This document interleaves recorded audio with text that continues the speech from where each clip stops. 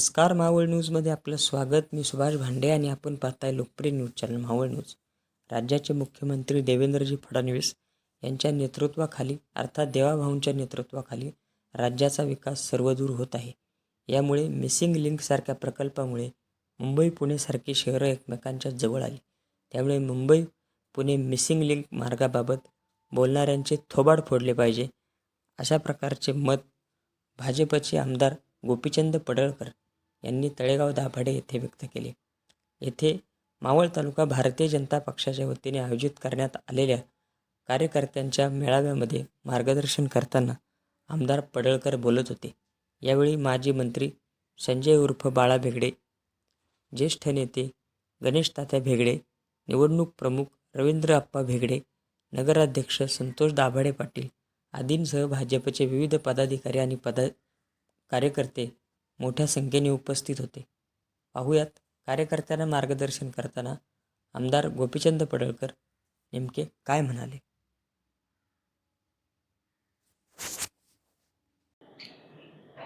किती कार्यकर्ते मेळाव्याला येतील, परंतु अनिल भाऊ गायकवाड लोणावळ्याचे अध्यक्ष त्यांनी तिसरा मेळावा देखील पावसामध्ये त्या ठिकाणी यशस्वी करून दाखवला. ही अध्यक्षांची ताकद. चौथा मेळावा परवा दिवशी अंदर मावळात. आतापर्यंत जेवढे मेळावे झाले त्याच्यामध्ये सर्वात रेकॉर्ड असलेला मेळावा. अभिमन्यू शिंदे उभे राहा. कार्यकर्ता अध्यक्ष पण समोर. खुर्चीसाठी आपण लढणारे कार्यकर्ते नाही, पक्षासाठी लढणारा कार्यकर्ता अभिमन्यू शिंदेच्या माध्यमातून अंदर मावळातला मेळावा झाला. आणि आजचा मेळावा 1 महिन्यापूर्वी प्रदीप दादा तुम्ही म्हणले असते की तुम्ही मेळावा घ्या, मी येतो, तर आम्हालाही जरा मनामध्ये जोपर्यंत मंडळाचा अध्यक्ष होत नाही तोपर्यंत आमचा मेळावा करायचा नाही. विनायक भेगडेंना अध्यक्ष केलं. आजचा यशस्वी मेळावा करण्याचं काम आदरणीय विनायक भेगडे यांनी केलं. याचा फक्त उल्लेख करतो. 3,82,000 मतदार मावळ तालुक्यामध्ये होते. गुलाब काका, शांताराम बापू, सगळ्या मंडळाचे अध्यक्ष, सगळे प्रभारी, आम्ही गेली 1 महिना नियोजन केलं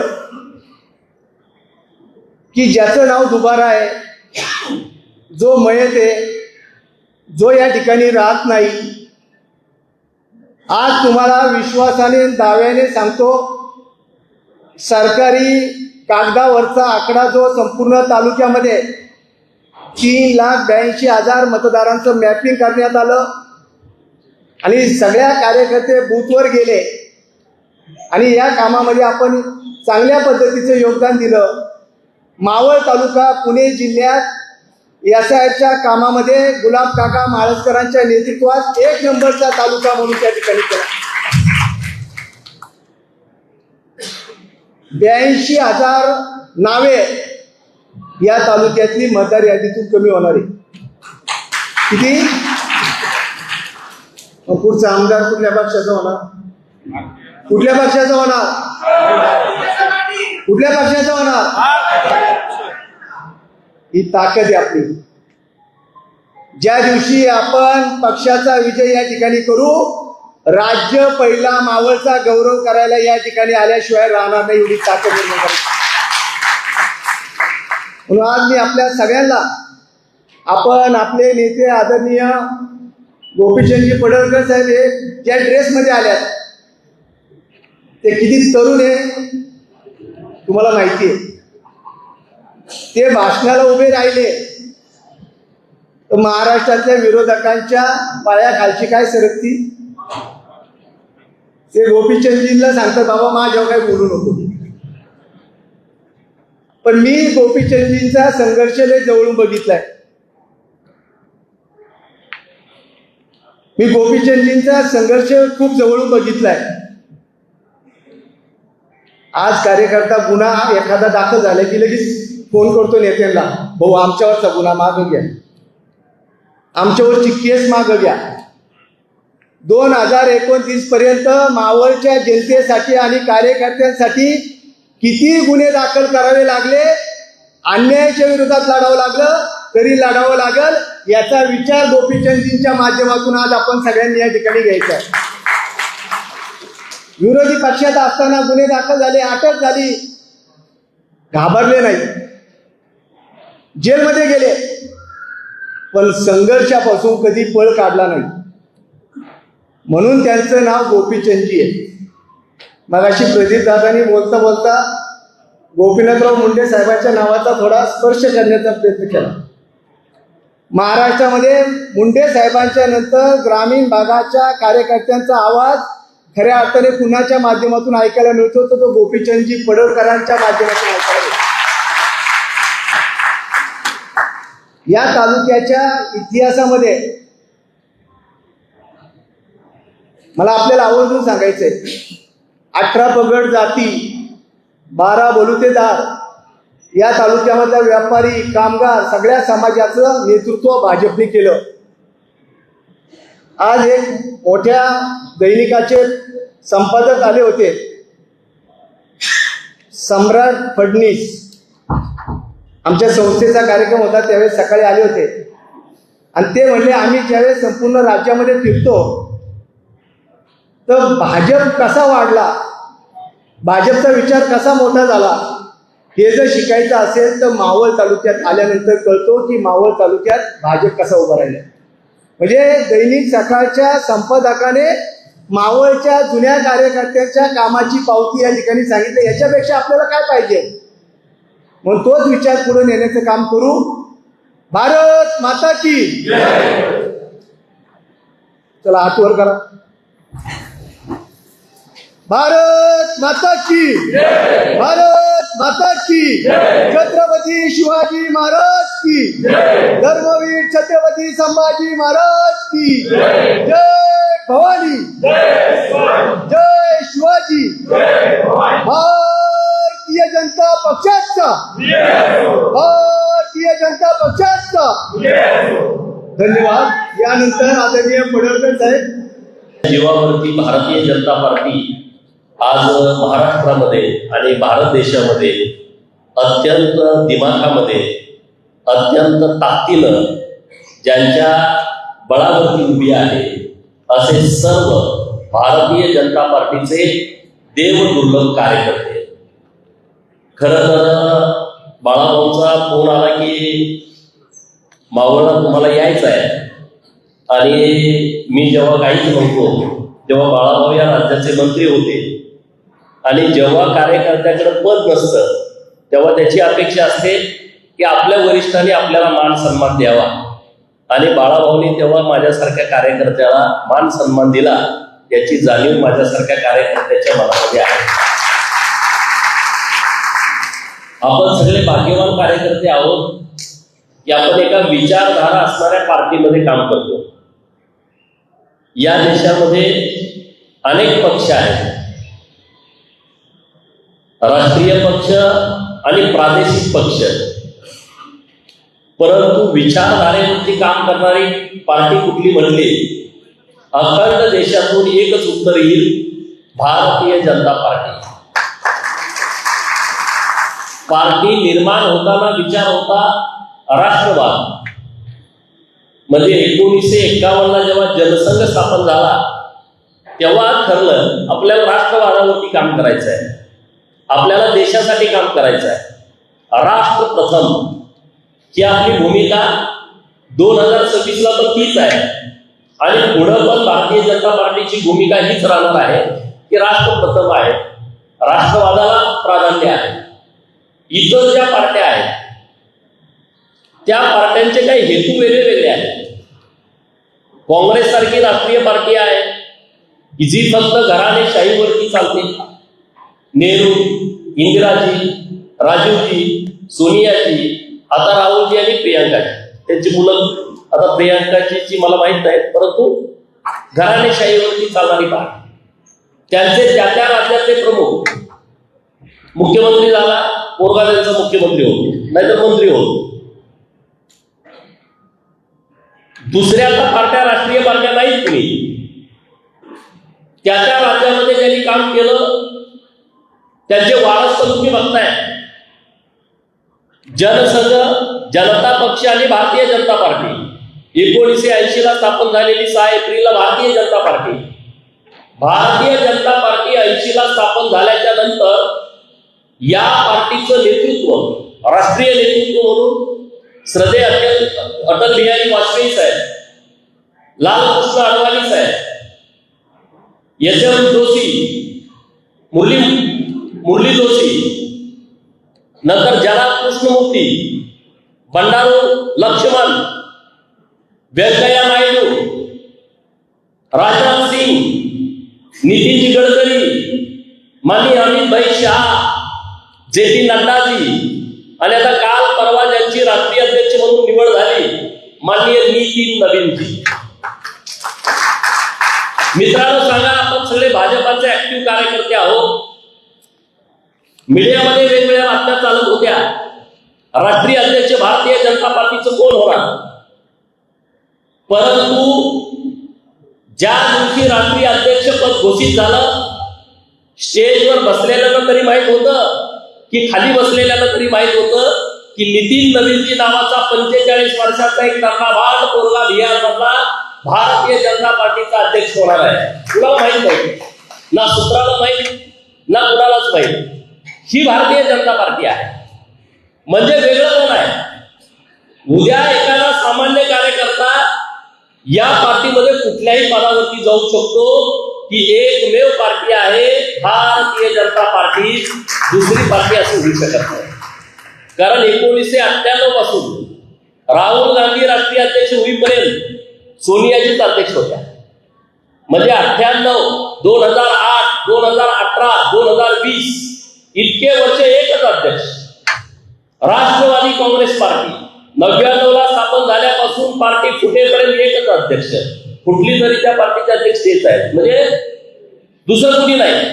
लालू प्रसादांची पार्टी, लालू प्रसाद आता त्यांचा मुलगा, मुलायम सिंगांची पार्टी ते आता त्यांचा मुलगा, मायावतींची पार्टी त्याच राष्ट्रीय अध्यक्ष आहेत. दुसरं तिसरं चौथं कुणी नाही. ममता बॅनर्जींची पार्टी आता पार्टी फुटली तरी त्याच अध्यक्ष आहे. जयललिताजींची पार्टी तुम्ही बघितलं, दुसरं कुणी नाही. स्टॅलिनची पार्टी वडील, नंतर ते, म्हणजे आता काल परवा तयार झालेली अरविंद केजरीवालांची पार्टी तेच आहेत आता एवढे वर्ष. आपल्या इकडे शिवसेना, सरसेनापती बाळासाहेब ठाकरे साहेब, नंतर त्यांचे चिरंजीव, कुठली तरी पार्टीचे अध्यक्ष तेच. म्हणजे घराण्यावरती चालणाऱ्या पार्ट्या आहेत, ना विचारधारा आहे. त्यांना सत्ता पाहिजे उपभोगासाठी. भारतीय जनता पार्टीला सत्ता पाहिजे विकासासाठी, या देशातल्या शेवटच्या माणसाच्या कल्याणासाठी. इतका मोठा फरक आहे, इतका मोठा फरक आहे. अरे भारतीय जनता पार्टी सारखा पक्ष नसता तर गोपीचंद पडळकर सारखा कार्यकर्ता विधानसभेमध्ये गेलाच नसता. शक्य नाही ते, हे होऊ शकत नाही, हे होणे नाही आहे. समोरच्या पार्टीतल्या नेत्याचा जवळचा कुठलाही नातेवाईक आमदार होईल, ड्रायव्हर आमदार होईल, पीए आमदार होईल, मेहुणी आमदार होईल, मेहुणा आमदार होईल, पण कार्यकर्ता आमदार होणं शक्य नाही. ती पार्टीचं धोरणच नाही समोरच्या लोकांचं. आपल्या पार्टीचं हे धोरण आहे.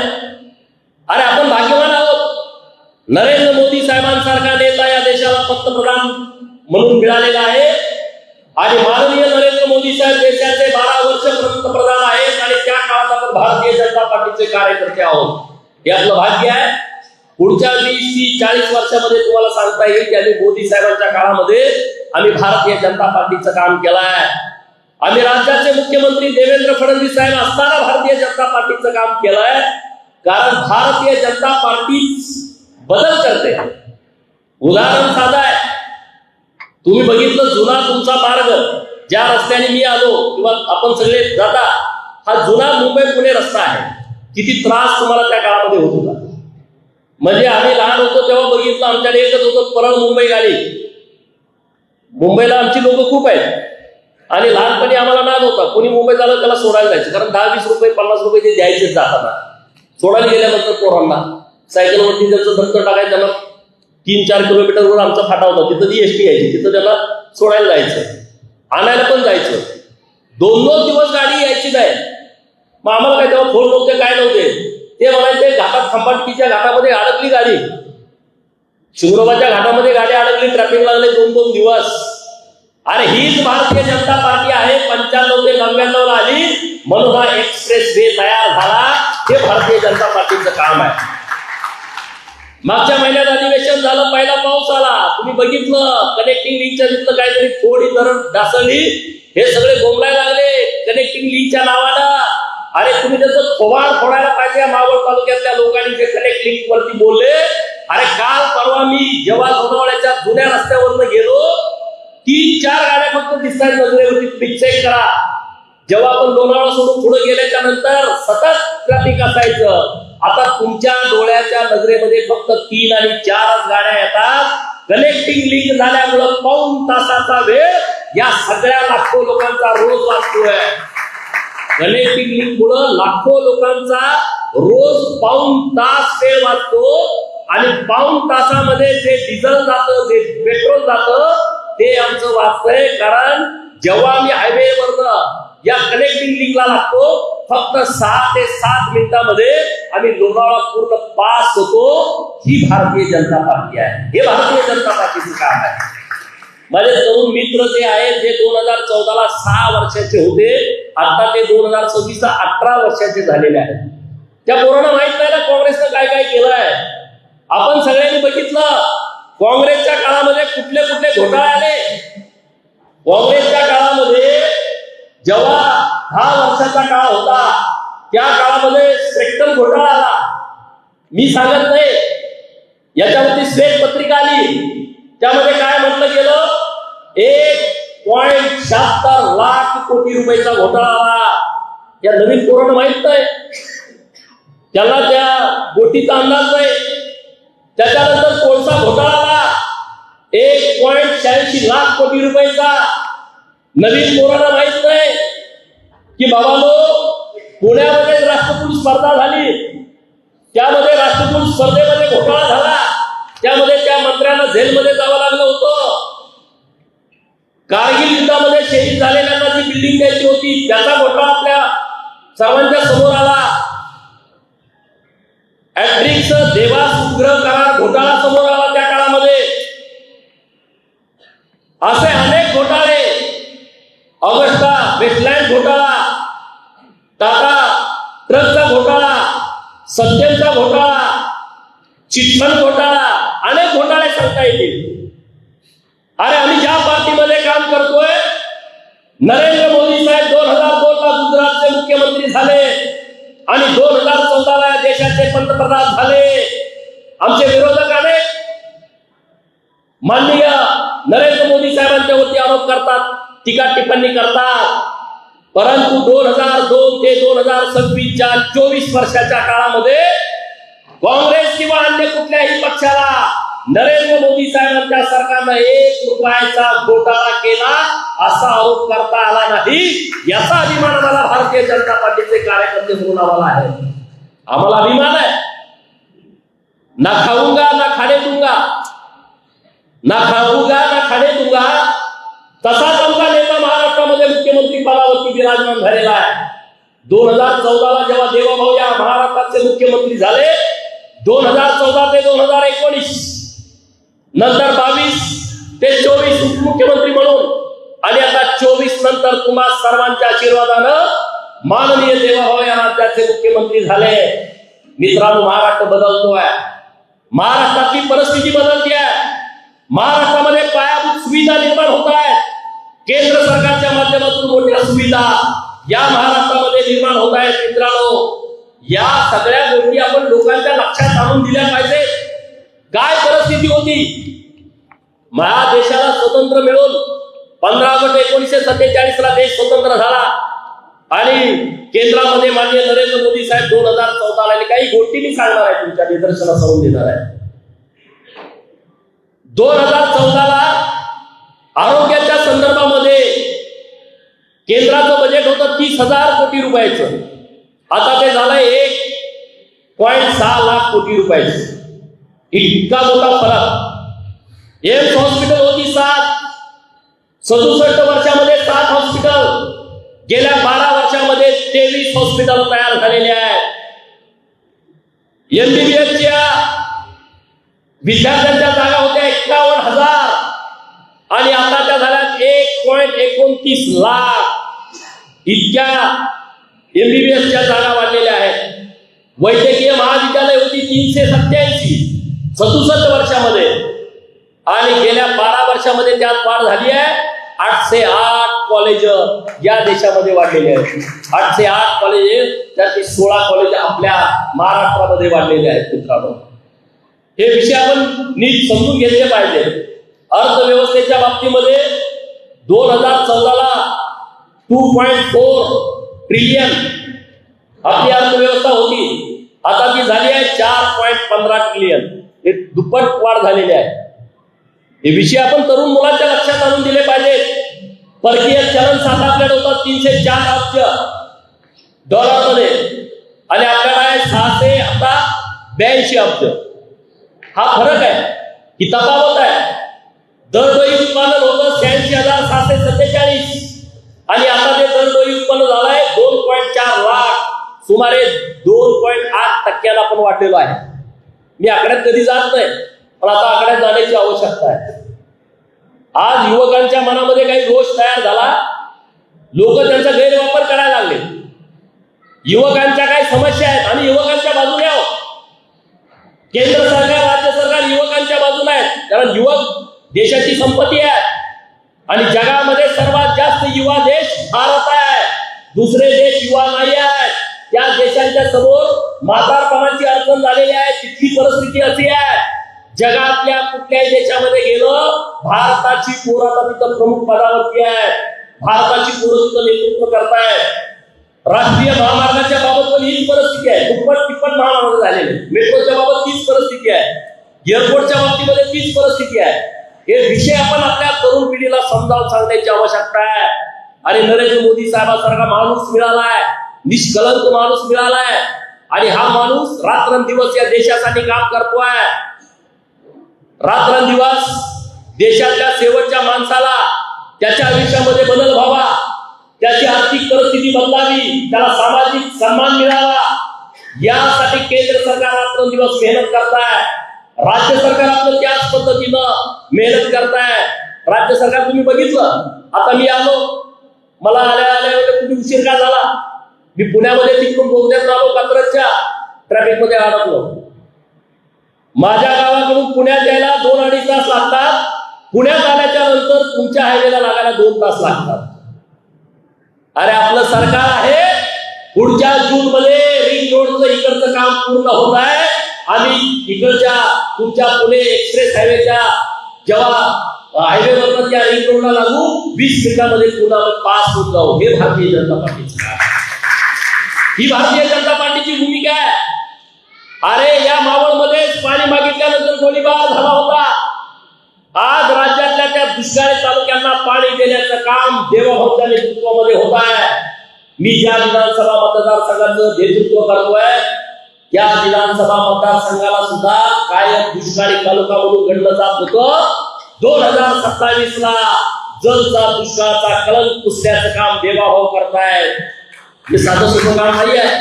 मी एका तालुक्याचं सांगतोय, मराठवाडा वॉटर ग्रीड नावाची योजना आणली देवाभाऊनी. मध्ये हे सरकारवाले आले होते, महाविकास आघाडीवाले, त्यांनी ती योजना बंद करून टाकली होती. आता परत नव्यानं त्या योजनेचं काम सुरू झालंय. मराठवाड्यातल्या सगळ्या तालुक्यांना, सगळ्या जिल्ह्यांना पाणी देण्याची व्यवस्था या आपल्या सरकारच्या माध्यमातून होते. मराठवाड्यातली सगळी धरणं एकमेकांना जोडायची योजना आणली आहे. नदी जोडायची योजना आणलेली आहे. समुद्रात वाहून जाणारं पाणी ते उचलून या दुष्काळी तालुक्याला देण्याची योजना आणलेली आहे. इतके सारे प्रकल्प आपल्या सरकारनं हातामध्ये घेतलेले आहेत.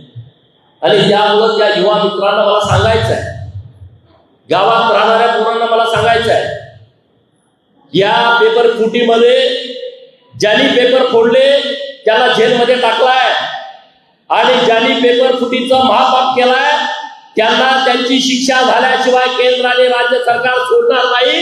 हे तरुण मित्रांनी लक्षात ठेवावा. लगेच केंद्र सरकारने या पेपर फुटीच्या संदर्भात विधेयक आणला, कायदा आणला. हा मोठे गावकर कोण आहे माणूस? काँग्रेसचा माणूस आहे, जो पेपर फुटीमध्ये नंबर 1 ला सापडलाय. अरे त्याला फाशी चौकात दिली पाहिजे, ही भाजपवाली आमच्या सगळ्या कार्यकर्त्यांची मागणी आहे.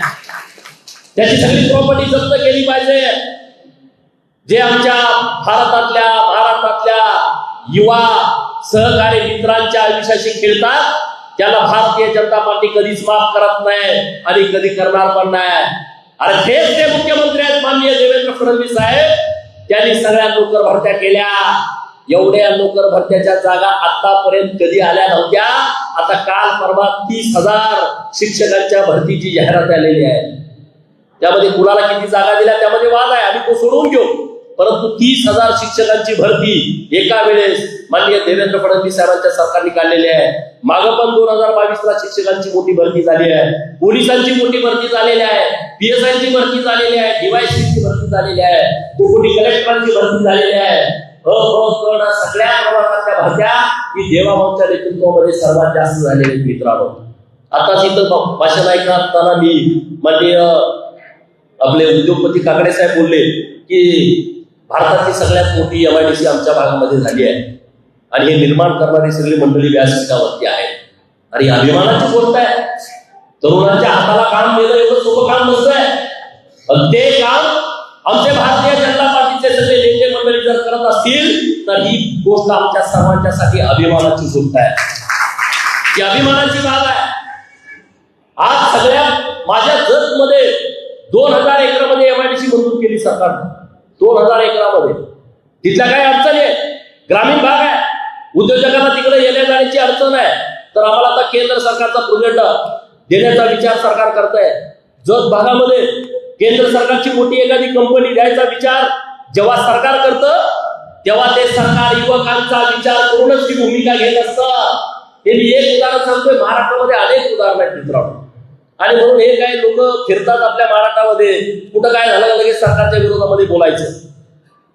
अरे नरेंद्र मोदी साहेब आता मार्गदर्शन करतायत, तुम्ही बघा. जगात सर्वात जास्त त्यांचा व्हिडिओ ऐकला जातो. जगामध्ये सगळ्यात जास्त व्हिडिओ ऐकला जातो. नक्की आम्ही सगळ्या गोष्टींमध्ये युवकांच्या बाजूला आहोत. आपण सगळे भारतीय जनता पार्टीचे कार्यकर्ते आहोत. आपण काही कुणाला घाबरणारे कार्यकर्ते नाही आहे. आज विद्यार्थ्यांच्या आडून राजकारण करण्याचं काही लोक काम करायला लागलेले आहेत. त्या लोकांच्या बाबत आपल्याला ठाम आणि ठोस भूमिका घ्यावी लागेल. परवा एक संभाजीनगरला देवगिरी प्रांताचं अखिल भारतीय विद्यार्थी परिषदेच्या कार्यालयाचं उद्घाटन होतं आणि त्यामध्ये संघाचे माननीय अतुलजी लिमे साहेबांचं एक भाषण आहे 28 मिनिटाचं. ते तुम्ही सर्व कार्यकर्त्यांनी ऐकण्याची आवश्यकता आहे. भारतीय जनता पार्टीच्या कार्यकर्त्यांनी युट्यूबवरती सर्च करा आणि ते भाषण ऐका. म्हणजे तुम्हाला कळेल की आंदोलनामध्ये विद्यार्थ्यांच्या प्रश्नाच्या बाबत भारतीय जनता पार्टीचं दुमत नाही. विद्यार्थ्यांच्या बाजूने आम्ही आहोत. विद्यार्थ्यांच्या आडून राष्ट्रविरोधी ताकदे जर काही विचार करण्याचा प्रयत्न करत असतील तर त्या हाणून पाडायची जबाबदारी भारतीय जनता पार्टीचा कार्यकर्ता म्हणून आपल्या सगळ्यांची जबाबदारी आहे. त्यामध्ये आपण बोललं पाहिजे. आता काकडे साहेबांनी आणि बेगडे साहेबांनी सांगितलं की देवाभाऊ आणि 200 कोटी रुपयाचा निधी दिला. 200 कोटी रुपयाचा निधी आणि 5 मिनिटाच्या प्रवासामध्ये हे कसं काय शक्य आहे? कारण त्यांना या भागाचं डेव्हलपमेंट करायचं आहे. या भागामध्ये मोठ्या कंपन्या आल्या पाहिजे आणि त्या कंपन्यामध्ये हजारो हाताला काम मिळालं पाहिजे. ग्रामीण भागातल्या पोरांचा ओढा आता शहराकडे वाढलेला आहे. त्यांच्या हाताला काम पाहिजे. एका बाजूला MIDC वाढली पाहिजे यासाठी सरकार प्रयत्न करत आहे आणि दुसऱ्या बाजूला गावातला पोरगा गावातच राहून त्याला तिथं कसं सक्षम करता येईल, त्याच्या हाताला तिथं गावात कसं काम करता येईल, काम देता येईल असा पण विचार आपलं सरकार करत आहे. विद्यार्थ्यांनी आपल्या शिकत होत्या त्याच्या संदर्भामध्ये आपल्या सरकारने निर्णय केला 100% फी माफ. क्रांतिकारी निर्णय विद्यार्थिनींच्यासाठी. 10वी 12वी झाल्यानंतर आई वडिलांना शिक्षणासाठी पैसे नाही, मुलीचं लग्न करून टाकूया. कमी वयामध्ये मुलींची लग्न व्हायची. आज व्यावसायिक शिक्षणाची सगळी फी आपलं सरकार भरत आहे. मराठा समाजासाठी सारथी नावाची संस्था सरकारने आपल्या काढली. जेव्हा सारथी नावाची संस्था काढली तेव्हा या महाराष्ट्रातल्या प्रस्थापित पुढाऱ्यांनी माननीय मुख्यमंत्री महोदयांच्यावरती टीका टिप्पणी केली. पेपर काढून बघा, युट्यूबवरती तुम्ही बातम्या काढून बघा. अरे सारथी संस्था करून तुम्ही काय करणार आहे? आणि आज त्या सारथी संस्थेच्या माध्यमातून माझ्या गरीब मराठा समाजाची हजारो मुलं अधिकारी झालेले आहेत आणि त्यांच्या सत्काराचा सोहळा मला वाटते मागच्या महिन्यामध्ये पुण्यामध्ये झाला. महाज्योती नावाची संस्था ओबीसीच्या मुलांसाठी काढली आपल्या सरकारनं. अरे महाज्योतीच्या संस्थेच्या माध्यमातून 22 मुलं वैमानिक झाली. 22 मुलं कुंभाराचं सुताराचं पोरगं वैमानिक झाला आणि त्या वैमानिक होण्याची सगळी फी महाज्योती संस्थेनं भागवली. हे आपलं सरकार आहे. मराठा समाजाच्या विद्यार्थ्यांना 36 वसतिगृह मुलांच्यासाठी, 36 वसतिगृह मुलींच्यासाठी, ओबीसीच्या विद्यार्थ्यांना 36 वसतिगृह मुलांच्यासाठी, 36 वसतिगृह मुलींच्यासाठी. तरी पण ओबीसीच्या मुलांना वसतिगृहामध्ये ऍडमिशन नाही मिळालं. 12वी नंतर तो शिक्षण घेतोय. आधार नावाची योजना आणली. धनगर समाजाच्या मुलांना स्वाधार नावाची योजना आणली. जो पुण्यामध्ये राहतोय, मुंबईमध्ये राहतोय, नवी मुंबईमध्ये राहतोय, ठाण्यात राहतोय, नागपूरला राहतोय, मेट्रो सिटीत राहतोय आणि त्या पोराला वसतिगृहामध्ये ऍडमिशन मिळालं नाही तर त्याच्या खात्यावरती आपलं सरकार 61,000 रुपये टाकतंय. तो जर पोरगा विभागीय कार्यालयाच्या ठिकाणी राहतोय आणि ती मेट्रो सिटी नाही तर त्याच्या खात्यावरती 51,000 रुपये आपण टाकतोय. तोच मुलगा जर जिल्ह्याच्या ठिकाणी राहतोय त्याच्या खात्यावरती 48,000 रुपये आपलं सरकार टाकतंय आणि तोच मुलगा जर तालुक्याच्या ठिकाणी राहतोय तर त्याच्या खात्यावरती 38,000 रुपये जर माझं सरकार भरत असेल तर आम्ही युवकांच्या विरोधामध्ये कसं काय असू शकतो? आम्ही युवकांच्या बाजूने आहोत. युवकांच्या कल्याणासाठी आमचं सरकार काम करत आहे. ही भूमिका भारतीय जनता पार्टीच्या प्रत्येक कार्यकर्त्यानं गावागावात जाऊन सांगितली पाहिजे. अरे जेव्हा मुलं एमपीएससीला जातात, युपीएससीला जातात, सारथी मधलं पोरगा सिलेक्ट झाला, महाज्योतीचं पोरगा सिलेक्ट झाला, त्याच्या पुढे जाऊन वनार्थी नावाची संस्था काढली आहे भटके विमुक्तांच्यासाठी. वसंतराव नाईक संशोधन प्रशिक्षण संस्था. ही पोरग जेव्हा पुण्यात येतात एमपीएससीचा अभ्यास करायला, अरे गावाकडचा पोरगा पुण्यात आला त्याचं कोण ओळखीचं नाही आहे, त्याचा कोणी पावला नाही आहे. मग काळजी कोण घेतो? आई. काळजी कोण घेतो? वडील. काळजी कोण घेतोय? मामा. काळजी कोण घेतोय? मोठा भाऊ. अरे माझा पोरगा जाईल पुण्यात राहील कुठं? त्याच्या घरामध्ये खिशामध्ये काहीतरी पाहिजे, त्याची ओळख नाही, त्याला भाड्याला खोली मिळाली नाही, खानावर कुठं लावायची त्याला माहित नाही, क्लास कुठं आहे आणि रूम कुठं आहे याचा अजून पत्ता नाही. आणि मग पोरगा पुण्यात जाऊन काय करेल तर त्याची काळजी माझं सरकार घेत आहे. आकस्मिक निधी नावाचा निधी, आकस्मिक निधी त्याच्या खिशामध्ये जाताना सरकार पैसे टाकतंय आणि मग तो पोरगा पुण्यामध्ये जातोय. म्हणजे आई कशी काळजी करतंय तसं देवाभाऊचं सरकार त्या विद्यार्थ्यांची माझ्या काळजी करतंय. तोच पोरगा दिल्लीमध्ये युपीएससी करायला गेला तर तो आकस्मिक निधी त्याच्या खिशामध्ये टाकतोय. त्याचे 2 लाख क्लासची फी सरकार भरतंय. एमपीएससी मध्ये त्याच्या क्लासची फी सरकार भरतंय. हे सगळ्या योजना आमच्या सरकारने आणलेल्या आहेत आणि आम्ही त्यामध्ये कमी पडत नाही. मराठा समाजाच्या मुलांच्यासाठी वसतिगृहाची काही ठिकाणी बांधकाम सुरू आहे. ओबीसीच्या मुलांच्यासाठी काही ठिकाणी बांधकाम सुरू आहे. धनगर समाजाच्या मुलांच्यासाठी 44 कोटी रुपयाचं पहिलं वसतिगृह नाशिक मध्ये होत आहे, त्याचं बांधकाम सुरू आहे. सारथीची भव्य दिव्य इमारत पुण्यामध्ये उभा राहिली आहे. महाज्योतीची इमारत नाशिकला आणि नागपूरला टेंडर झालं 116 कोटीचं, 114 कोटीचं. वनार्थीला तर नवीन आपण आता सरकारच्या माध्यमातून ऑफिससाठी जागा आणि इमारतीला पैसे देणार आहोत. अण्णाभाऊ पाटील आर्थिक विकास महामंडळाच्या माध्यमातून हजारो मराठा समाजाच्या युवकांना 50 लाखापर्यंत कर्ज दिलं आहे. त्याचं व्याज सरकार होत आहे. वसंतराव नाईक महामंडळाच्या माध्यमातून ओबीसीच्या मुलांना सरकार कर्ज 15 लाखापर्यंत देत आहे. त्याचं व्याज सरकार भरत आहे. अनेक महामंडळ या महाराष्ट्रातल्या बहुजनांच्या कल्याणाची महामंडळ 18 महामंडळ गेल्या 2 वर्षापूर्वी सरकारनं स्थापन केलेले आहेत. एक ना अनेक विषय माझ्या सरकारनं केलेले आहेत आणि त्यामुळे सरकार या महाराष्ट्रातल्या गोरगरिबांच्या बाजूनं, या महाराष्ट्रातल्या शेतकऱ्यांच्या बाजूनं, या महाराष्ट्रातल्या कष्टकऱ्यांच्या बाजूनं, या महाराष्ट्रातल्या युवकांच्या बाजूनं, या महाराष्ट्रातल्या 11 पगड जातीच्या नोकरीदारांच्या बाजूनं ठामपणे उभा आहे आणि ताकदीनं त्यांच्या बाजूने निर्णय करत आहे. ही सरकारची भूमिका आहे. हे सरकारचं काम आहे. कुणी तर होतंय विद्यार्थ्यांचं एक नोटीस घ्यायचं आलं, आम्ही तेच केले ना धंदे. आम्ही काय केलंय? अरे जेव्हा तुमचं सरकार असताना 5 वेळा विद्यार्थ्यांच्या परीक्षा पुढे गेल्या. 5 वेळा कोरोनाच्या काळामध्ये विद्यार्थी पुण्यात यायचे आणि मग संध्याकाळी सांगायचे पेपर पुढे ढकलला. पुण्यात आल्यावर, नाशिकमध्ये गेल्यावर, नागपूरला गेल्यावर पेपर पुढे ढकलला. असं किती वेळा झालं? 5 वेळा. अरे हाच तो गोपीचंदपणा करा. पुण्यामध्ये विद्यार्थी जेव्हा आले तेव्हा रस्त्यावरती बसला, सगळे विद्यार्थी आले आणि जेव्हा रात्री निर्णय झाला मला पोलिसांनी अटक केला आणि आम्ही दुसऱ्या दिवशी त्यांनी परीक्षेची तारीख जाहीर केली. आम्ही त्याचं राजकारण करत बसलो नाही. विद्यार्थ्यांचं दुसरं विद्यार्थ्यांची माती भडकवायची आमचा धंदा नाही आहे. विद्यार्थ्यांनी अभ्यास करावा, त्यांचे काही प्रश्न असतील भारतीय जनता पार्टीच्या आमदारांच्याकडे तुम्ही पाठवा. इथं माननीय मुख्यमंत्री देवाभाऊ सक्षम आहे. आम्ही आमदार म्हणून विद्यार्थ्यांच्या साठी प्रश्नावरती सरकारमध्ये जरी असलो तरी आम्ही सरकारकडे जाऊ, इथं भूमिका मांडू, निर्णय करू आणि आमच्या विद्यार्थ्यांच्या बाजूला सरकारला निर्णय घेण्यासाठी आम्ही भाग पाडू. कशाला राजकारण करायला लागतं? राजकारण करण्याची आवश्यकता नाही आहे. कुठं कुठं किती पेपर फुटले त्याची मी यादी घेऊन आलो. कुठं कुठं किती वेळा पेपर फुटले. राजस्थानमध्ये काँग्रेसचं सरकार आहे. राजस्थानमध्ये मुख्यमंत्री झाले भजनलाल शर्मा आणि त्यांनी दावा केला 19 परीक्षेपैकी 17 वेळा पेपर फुटले. 108 जणांना अटक केलं. यासाठी स्थापन झाली 108 जणांना.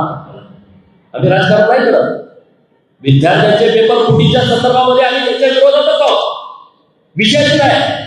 महाराष्ट्रामध्ये जर कुणी पेपर फोडायचं काम केलं, पहिला त्याला टाका, त्याला ठोसा चांगला, त्याला पेढ्या टाका. आम्ही सरकार सगळं त्या सगळं बाजूला आहे.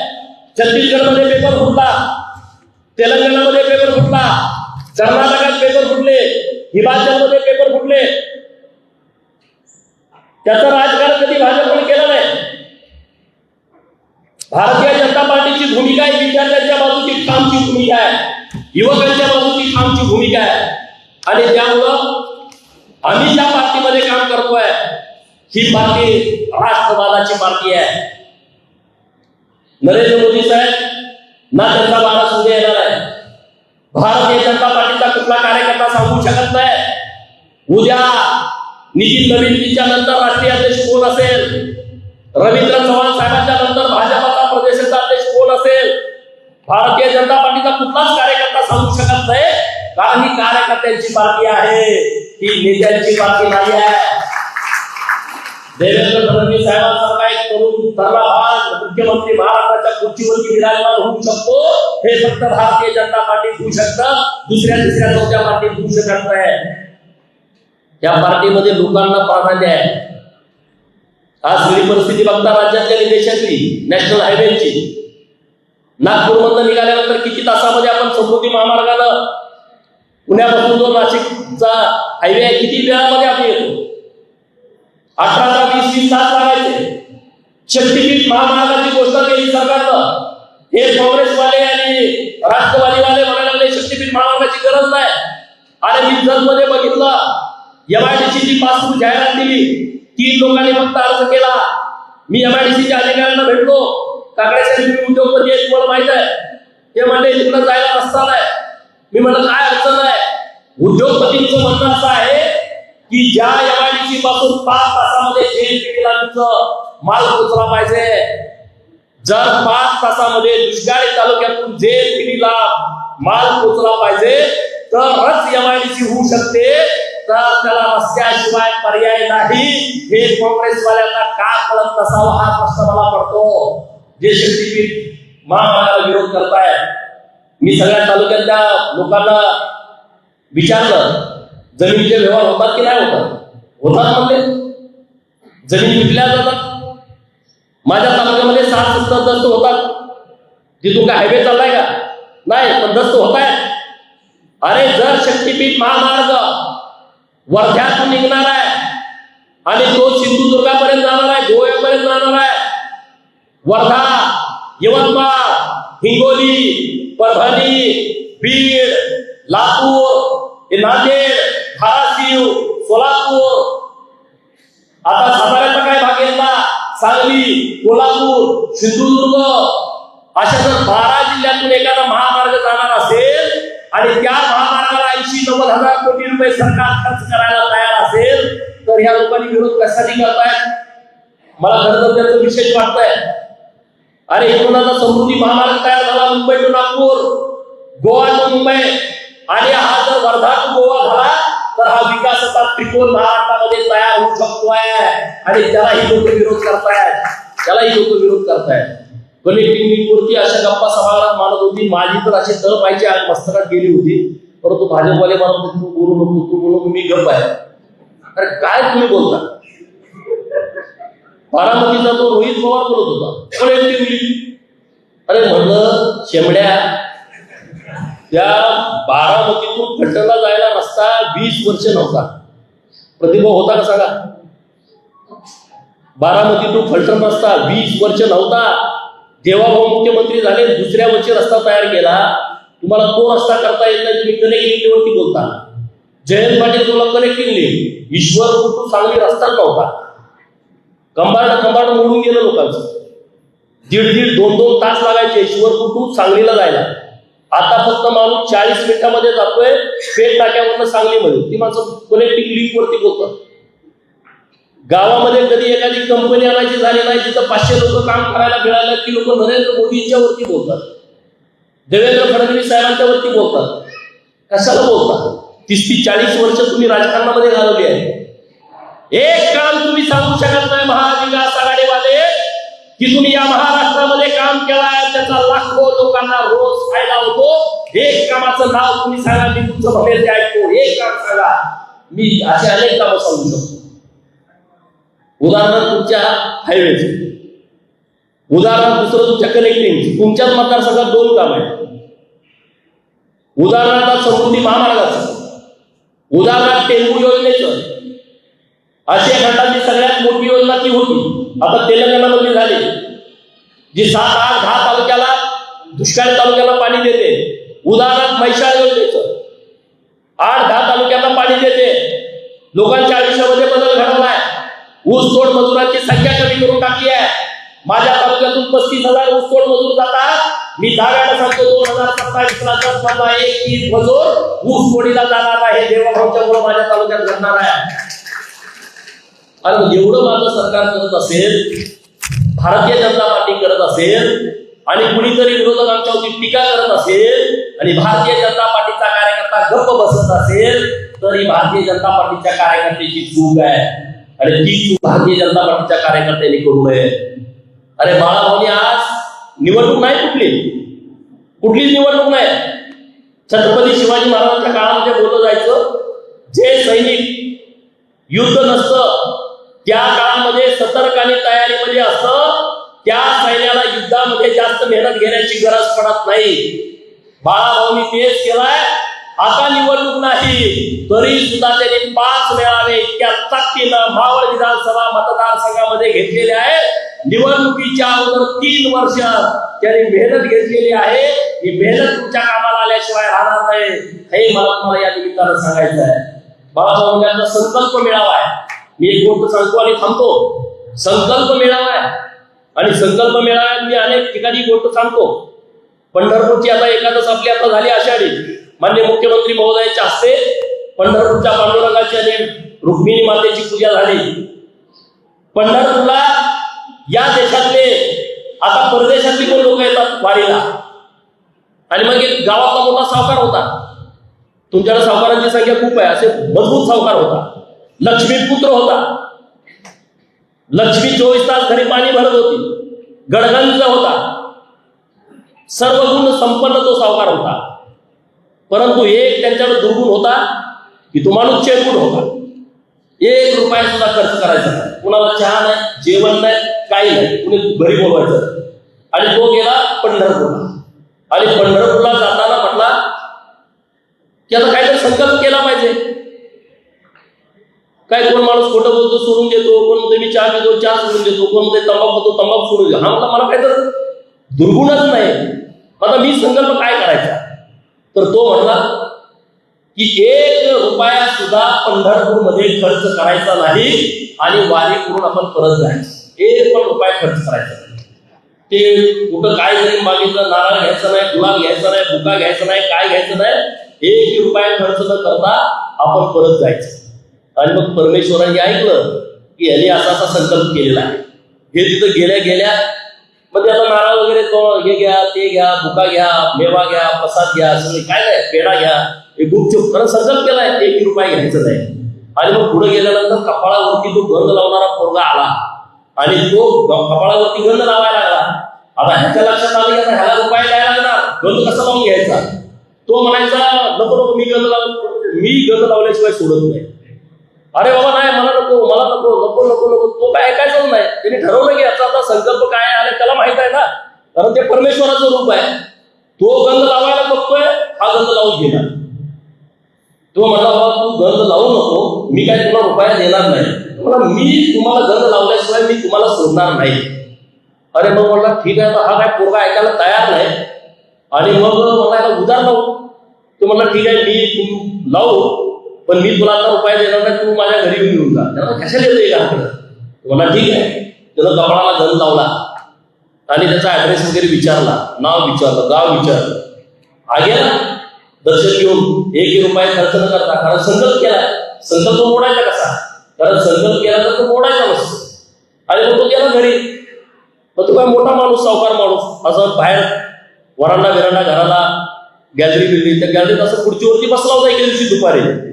आणि एके दिवशी दुपारी खुर्चीवरती बसल्यानंतर तो पंढरपूरमध्ये कपाळाला गंध लावलेला पोरगा तिकडून घर विचारत येताना त्याला दिसला. अरे बापरे म्हणला यो आला इथं. तो विचारायला अमुक सावकाराचं घर कुठं आहे. ते म्हणजे तुम्ही चौकात जावा, चौकात मुख्य ते दिसतं की त्यांचंच घर आहे. यो पळाला खुर्चीतनं उठला आणि घरात जाऊन बसला. हा आला आणि मग म्हटला अमुक सावकाराचं घर कुठलं. त्याचा पोरगा म्हटला हेच घर आहे. म्हटला तुमचे बाबा कुठं आहे. बाबा आहेत ते घरात. म्हटला काय काम आहे तुमच्याकडे, बसा आहे. नाही म्हटला तुमचा बाबा माझा 1 रुपया देणं आहे. आणि पोराला काहीच कळलं. माझा बाप एवढा मोठा सावकार आणि याला 1 रुपया कसं काय देणं आहे.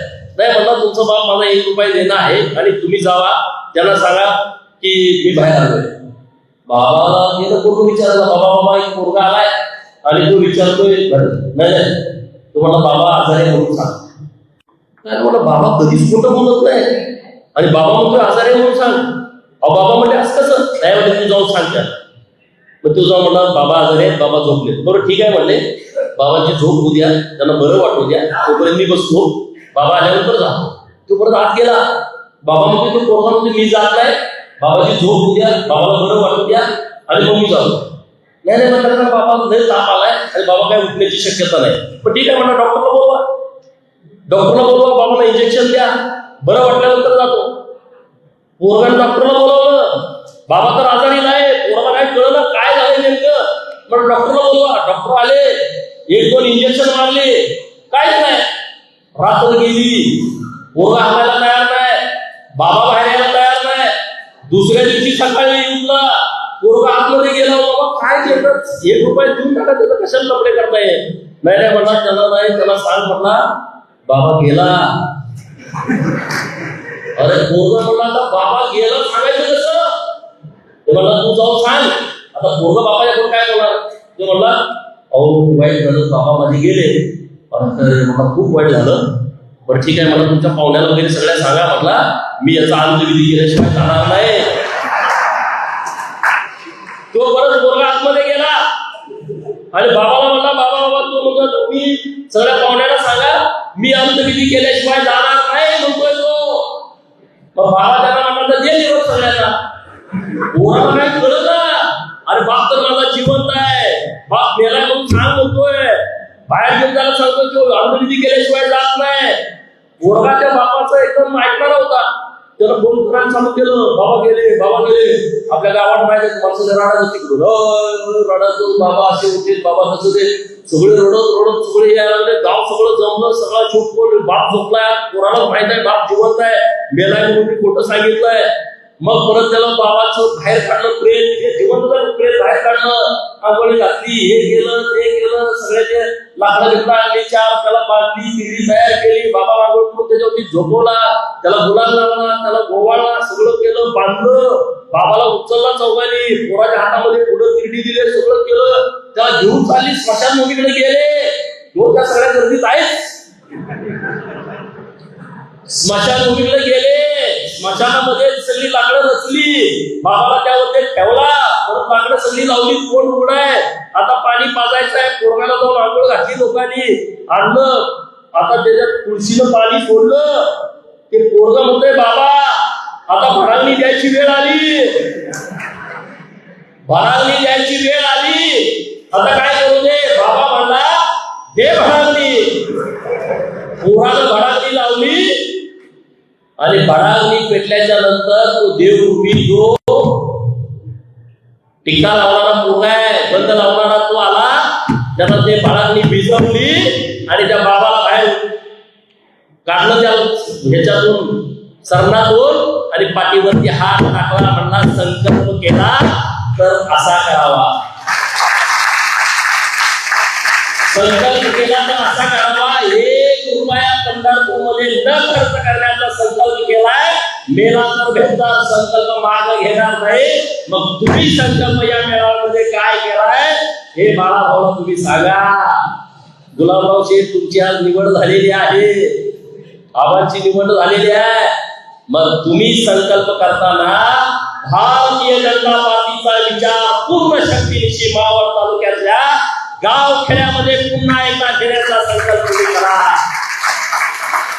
आज आपल्या सरकारच्या विरोधामध्ये, आपल्या नेत्याच्या विरोधामध्ये, मोदी साहेबांच्या विरोधामध्ये, देवाभाऊच्या विरोधामध्ये नरेटिव्ह पसरवण्याचा काही लोक प्रयत्न करतायत. तो नरेटिव्ह फोडून काढायचा संकल्प या महाराष्ट्रातल्या सगळ्या कार्यकर्त्यांनी केला पाहिजे. सोशल मीडियामध्ये, फेसबुकवरती, ट्विटरवरती, इंस्टावरती जो आपला कार्यकर्ता आहे त्या कार्यकर्त्याला एक पोस्ट रिपीट करायची. केंद्र सरकारची, नितीन नवीन साहेबांची, अमित भाईंची, नरेंद्र मोदी साहेबांची, देवाभाऊची, रवींद्र चव्हाण साहेबांची, बीजेपी इंडिया आणि बीजेपी महाराष्ट्राची पोस्ट जर तुम्ही प्रत्येक कार्यकर्त्याने एक शेअर केली ना, ह्या सगळ्या विरोधकांची आपल्या पलटी थोडी होईल. त्यांना उत्तर सुद्धा देता येणार नाही. एवढी ताकद, एवढी क्षमता ही भारतीय जनता पार्टीच्या कार्यकर्त्यांच्या मध्ये आहे. आणि आपलं काम आहे, आपण काय असं बोलत नाही, आपल्या लोकांचं काम आहे. आपण मेहनत घेतलेली आहे, आपण लोकांच्या जीवनामध्ये बदल करणाऱ्या अनेक योजना आणल्या. अरे आपण लाडकी बहीण योजना आणली, ही काही छोटी योजना नाही आहे. गावात राहणारी आपली बहिणी आहे, तिला 1500 रुपये येतात. ही मुदत नाही आहे, ही आपल्या भगिनीचा सन्मान वाढवणारी योजना आहे. अरे सुप्रियाताई सुळे बोलल्या होत्या लाडकी बहीण योजना आल्याच्या नंतर 1,500 रुपये मध्ये काय येतंय म्हणे. मी जेव्हा मला पत्रकार बोलले की ताईंचं असं म्हणणं आहे 1,500 रुपये मध्ये काय येत आहे, मी म्हणलं ती योजना त्या लोकांच्यासाठी नाही आहे, त्या ताईंच्यासाठी नाही आहे. ज्या ताईंच्या डोळ्यावरती 2-2 लाखाचा गॉगल आहे त्या ताईसाठी ही लाडकी बहीण योजना नाही आहे. ज्या ताईच्या पायामध्ये 50,000 रुपयाचं सॅन्डल आहे त्या ताईसाठी ही लाडकी बहीण योजना नाही आहे. जी ताई ट्रायडंट हॉटेलला, ताज हॉटेलला 1,000-3,000ची कॉफी पिते त्या ताईसाठी ही योजना नाही आहे. ज्या ताईला 3-3 लाखाची पर्स आहे तिच्यासाठी ही योजना नाही आहे. जिच्याकडे 10,000-20,000चं लिपस्टिक आहे तिच्यासाठी योजना नाही आहे. ही योजना कोणासाठी आहे?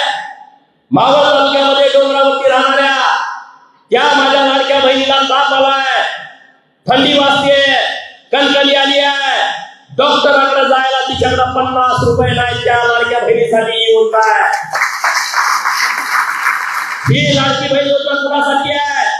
शाळेत पोरं पळत 5 वाजता आलाय शाळा सुटल्याच्या नंतर आणि पळत आल्यानंतर आईला म्हणते आई मला 5 रुपये दे, मला बिस्किटचा पुडा घ्यायचा आहे. आणि मग ती आई पदरामध्ये हात घालते आणि तिच्या पदरामध्ये 5 रुपये सुद्धा त्या पोराला द्यायला नाही. आणि मग तिच्या डोळ्यात धारा लागते की माझ्या काळजाच्या तुकड्याला 5 रुपये देऊ शकत नाही. तिच्यासाठी लाडकी बहीण योजना आहे. तिचा नवरा हंगुराला खेळून आहे, ज्याला 500 रुपयाच्या 1000 रुपयाच्या गोळ्या महिन्याला लागतात, परंतु तिला दुसऱ्याच्या शेतामध्ये गेल्याशिवाय, रोजंदारी केल्याशिवाय, दुसऱ्याची धुणी पाटी केल्याशिवाय, दुसऱ्याचा स्वयंपाक केल्याच्या शिवाय तिच्याकडे 4-5 हजार रुपये येत नाही आणि त्यातल्या 1,000 रुपयाचं औषध घेता येत नाही. तिच्यासाठी लाडकी बहीण योजना आहे. ही लाडकी बहीण योजना माझ्या महाराष्ट्रातल्या बहिणींचा सन्मान वाढवणारी योजना आहे. अरे अनेक नवरे आता माझ्या बहिणीकडे हात पसरत आहेत की तुझ्याकडे 500 रुपये उसने दे, मी माझा पगार झाल्यानंतर देतो. लाडक्या बहिणीचा तुझा हप्ता आलाय, 2 हप्ते 3 हप्ते एकत्रित आले, तू मला 1,000 रुपये दे, 2,000 रुपये दे. म्हणजे आमच्या लाडक्या बहिणीची कॉलर काय झाली आहे. कितीतरी लाडक्या बहिणी अशा आहेत की त्यांनी नवऱ्याला चोरून आता आईला साडी चांगली घेतली आहे. कितीतरी लाडक्या बहिणी अशा आहेत भाऊ विजेला भाव आलाय, भावाकडे साडी आणायला पैसे नाही, पण माझ्या लाडक्या बहिणीनं त्या भावाला फुल ड्रेस घेतलेला आहे.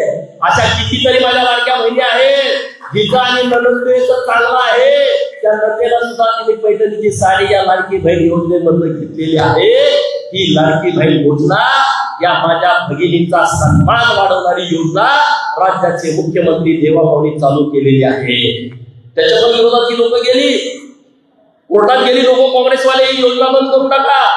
आणि ती लोक म्हणतात तुम्ही 2100 कधी करणार, तुम्हीच कोर्टात जाताय योजना बंद करा म्हणून. ती लोक म्हणतात की तुम्ही 2100 कधी करताय. करतोय सरकार आमचं. आधी म्हणायचे लाईट बिल माफ कधी करणार आहे. अरे राज्याचे मुख्यमंत्री आहेत, लाईट बिल माफ करून टाकलं. 7.5 HP पर्यंत ज्या शेतकऱ्यांचे पंप आहे लाईट बिल माफ करून टाकलं. त्याच्या पुढे जाऊन ते पहिलं बिल यायचं, जुनं बिल यायचं. मग ते मला हे तुमचं कधी तर वसूल करतील. मागच्या अधिवेशनामध्ये ते पण बिल झिरो करून टाकलं. हे देवाभाऊचं सरकार आहे. दिवसा लाईट द्यायचं चालू केलंय 8 तास. सोलार मध्ये महाराष्ट्र देशामध्ये नंबर 1 आहे. दिवसा लाईट. अरे रात्री 7 जाऊन किती शेतकरी मेले, विजेची तार पडल्या, करंट लागून किती मेले, फिरीमध्ये घसरून पडून किती मेले, नदीच्या कडेला मगरीने किती खाल्ले, बिबट्याने हल्ले रात्री गेले, किती गेले. असे शेकडो हजारो शेतकरी आमचे रात्रीची लाईट येण्यामुळे गेले होते. आता दिवसाची लाईट 8 तास देण्याचं काम आपल्या सरकारनं केलाय. पुण्यश्लोक देवीचं त्रिशताब्दी जयंतीचं वर्ष गेल्या वर्षी होतं. हे वर्ष 301 जयंतीचं आहे. आणि माननीय मुख्यमंत्री महोदयांनी पहिली योजना आली छत्रपती शिवाजी महाराजांच्या नावाला, दुसरी योजना आली महात्मा ज्योतिबा फुलेंच्या नावाला, आणि ही पुण्यश्लोक अहिल्या देवीच्या नावानं या महाराष्ट्रातल्या शेतकऱ्यांच्या कर्जमाफीची योजना आणली. 2 लाखापर्यंत कर्ज माफ केलाय. जे रेग्युलर कर्ज भरतायत त्यांचं 50,000 रुपये प्रोत्साहन अनुदान देण्याचं काम आपल्या सरकारने केलंय. एक ना अनेक योजना सांगता येतील. परंतु बाळाभाऊ, तुम्हाला माझ्या मनापासूनच्या शुभेच्छा आहेत. तुम्ही आम्हाला काय फरक वाटतच नाही हो. कारण तुम्हाला 89 दिवस मंत्री असताना मी तुम्हाला पाहिलंय, बरोबर ना? 89 दिवस. त्यामुळं तुम्ही मंत्री असताना सुद्धा काम चांगलं केलं. प्रदीप दादाने आता सांगितलं की 1200 कोटी रुपये तुम्ही 3 महिन्यामध्ये आणले आपल्या या विधानसभा मतदारसंघामध्ये. मी पण इकडं बऱ्याच वेळा येतो. आमचे पण कार्यकर्ते इकडं तिकडं बऱ्यापैकी आहेत. कारण वीर शुभ्रोबा धनगर तुमच्याच भागातले असल्यामुळं माझं सारखं जाणं येणं असतं. आणि मी सरकारकडे पण विनंती करतोय कनेक्टिंग लिंकला वीर शुभ्रोबा धनगरांचं नाव द्यावं. कारण पहिला देशासाठी शहीद झालेला वीर शुभ्रोबा धनगर तुमच्या तालुक्यातला आहे. आणि हे रास्त मागणी आहे असं मला वाटतं की कारण त्यांनीच रस्ता दाखवला. कारण मुंबई महाराष्ट्राला जोडलेलीच नव्हती. इंग्रजांकडे जेव्हा फिरत होते तेव्हा 1854 ची घटना आहे. तेव्हा मुंबई महाराष्ट्राची जोडलेली नव्हती. आणि तेव्हा जोडण्यासाठी या वीर शुभ्रोबा धनगरांनी खूप महत्वाची भूमिका घेतली होती. आणि जेव्हा इंग्रजांना रस्ता दाखवला तेव्हा तुला काय पाहिजे, ते म्हणजे तुम्ही निघून जावा. आणि एका मेंढपाळाला वाटत होतं तुम्ही निघून जावा म्हणतोय. आणि आज ही लोक भारतामध्ये वातावरण खराब करायचं काही पक्षाची लोक काम करतायत. अरे साऱ्या मेंढपाळाला कळालं, शाळेत गेला नव्हता की तुम्ही या देशामध्ये आक्रमण करायला आलाय, तुम्ही तुमच्या गावाला निघून जावा. आणि मग त्यांनी त्याला गोळी घातली. आणि त्यामुळं त्यांचं नाव द्यावं अशी आमची सगळ्यांची मागणी आहे. तुम्ही सपोर्ट करावा. बाळाभाऊंना प्रदीप दादांना खूप शुभेच्छा देतो. कारण पुण्यामध्ये ग्रामीणमध्ये काम करायचं. कारण मी पुण्यामध्ये ग्रामीणमध्ये उभा राहिलो. माझं डिपॉझिट जसं झालं होतं तुम्हाला सगळ्यांना माहित आहे, महाराष्ट्राला सगळ्यांना माहित आहे की 2019च्या निवडणुकीमध्ये मला बारामतीमध्ये उभा केलं. आणि मला काय अनुभव आलाय त्या भागातला माहित आहे. मी त्या विषयावरती बोलत नाही. परंतु आज तुम्ही ज्या क्षमतेनं ज्या ताकदीनं काम करताय, नक्की हा पुणे जिल्हा सुद्धा भाजपमय एक दिवस झाल्याशिवाय राहणार नाही.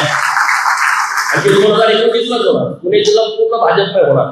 कारण पुणे जिल्ह्यामध्ये एवढं काम भाजपाने उभा केलेलं एवढं काम कुणीच करू शकत नाही. येड्या गावाड्याचं काम काय आहे? काम करणं. अरे साधं राहणार बाप आपण पाठ काढताना आपल्याला कळायचं नाही लेवल कुठलं. आता समुद्रात वाहून जाणारं पाणी मराठवाड्याला द्यायचं आहे. ती लेवल कशी काढत असते बघा ना. उजनीमध्ये पाणी टाकायचं आहे, उजनीमध्ये उचलून परत मराठवाड्याला द्यायचं आहे. तर हे काम हे आपलं सरकारच करू शकतं. माननीय मुख्यमंत्रीच करू शकतात. 80 TMC पाणी वाहून जात होतं. ते पाणी आता आपण इकडे उचलून देतोय. एवढं सोपं नाही. विष्णुपुरी सारखं धरण, जायकवाडी सारखं धरण, सिद्धेश्वर सारखं धरण, वैनगंगा सारखं ही सगळी एकमेकाला जोडायला लागलेत मराठवाड्यामध्ये. म्हणजे आज लाखो लोकांना त्याचा फायदा होणार आहे. हे काम आपलं सरकार करत आहे. आणि त्यामुळं तुम्ही सगळे तळेगाव वाले, पिंपरी चिंचवड वाले, महेशदादांचा मतदारसंघ अख्ख्या देशातील लोक तुमच्या इथं कामाला आले. अख्ख्या देशातील कुठला माणूस नाही. SIR मध्ये काम तुम्ही खूप चांगलं केलंय, तुमचं अभिनंदन. 80,000च्या वर मतं तुमची आता दुबार, बोगस मतं, बाहेरची मतं, मेलेली मतं हे सगळे तुम्ही काढताय मतदार यादीतून. त्यामुळं अत्यंत सोपं काम आता पुढचं होणार आहे. आणि 17 तारखेपर्यंत या महाराष्ट्रामध्ये SIR मध्ये जी लोक काम करणार आहेत त्यांना पुढची विधानसभा खूप सोपी जाणार आहे. आणि त्या कामासाठी सुद्धा मी मनापासून खूप खूप शुभेच्छा देतो. बाळाभाऊ, तुम्ही मला कार्यक्रमाला बोलावलं त्याबद्दल मी तुमचं मनपूर्वक आभार व्यक्त करतो. आणि तळेगावचा कार्यक्रम आम्ही न येणं शक्यच नाही, कारण मुंबईला जायचं कुठं, दुसरा रस्ता नाही. मावळ विधानसभा मतदारसंघ सोडलं तर माणूस मुंबईला जाऊ शकत नाही. आणि त्यामुळे मावळकरांचं प्रत्येक गोष्ट महाराष्ट्रातला कुठलाही आमदाराने मंत्री मांडल्याशिवाय त्याला गत्यंतरच नाही. कारण परिस्थितीच नाही ना दुसरी. कारण कोकणातून जाण्याचा मार्ग नाही, तिकडून विदर्भाकडून तिकडून तर जाऊ शकत नाही. तसे मराठवाड्यावाले इथूनच जाणार आहे. आणि त्यामुळे मावळवाल्यांचं खूप कौतुक आहे की भारतीय जनता पार्टीचा विचार तुम्ही तळागाळापर्यंत पहिल्यापासून पोहोचवलेला आहे. महाराष्ट्राच्या समोर तुम्ही आदर्श आहात आणि असा आदर्श पुढे तुम्ही घालून द्यावा अशी तुम्हाला विनंती करतो. शुभेच्छा देतो आणि थांबतो. जय हिंद, जय महाराष्ट्र. आजच्या कार्यक्रमाचं आवाजप्रदर्शन संदीप नाटक. एक मिनिट सगळ्यांनी थांबा, एकच मिनिट फक्त. मी आदरणीय राज्य, एक मिनिट सगळ्यांनी थांबा. आबा,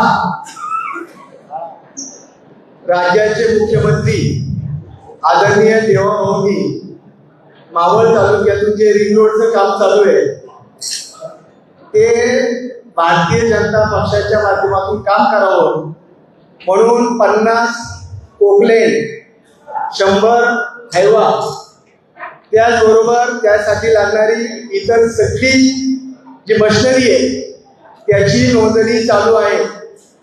1 महिन्यानंतर आपल्या कार्यकर्त्यांसाठी आम्ही ही व्यवस्था केलेली आहे.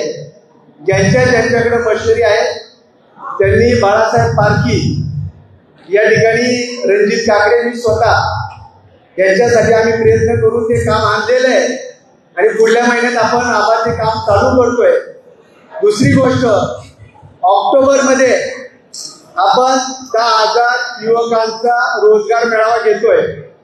त्याची नोंदणी या ठिकाणी आपण रणजित पिंगळे यांच्याकडं संपूर्ण तालुक्याचं नियोजन उद्यापासून चालू करतोय. राज्याच्या मुख्यमंत्र्यांच्या नेतृत्वात आदरणीय आता पडळकर साहेबांनी सांगितलं आणि त्यासाठी काम चालू उद्यापासून करतोय. मी पडळकर साहेबांचं मनापासून आभार मानतो. 5 तास प्रवास करून ते या ठिकाणी आलेले आणि उद्या सकाळी त्यांच्या मतदारसंघात त्यांना भूमिपूजनाचा कार्यक्रम आहे. पण मावळच्या प्रेमापोटी आपण आला. मी मनापासून आमच्या सर्व कार्यकर्त्यांच्या वतीने आपला आभार मानतो. धन्यवाद.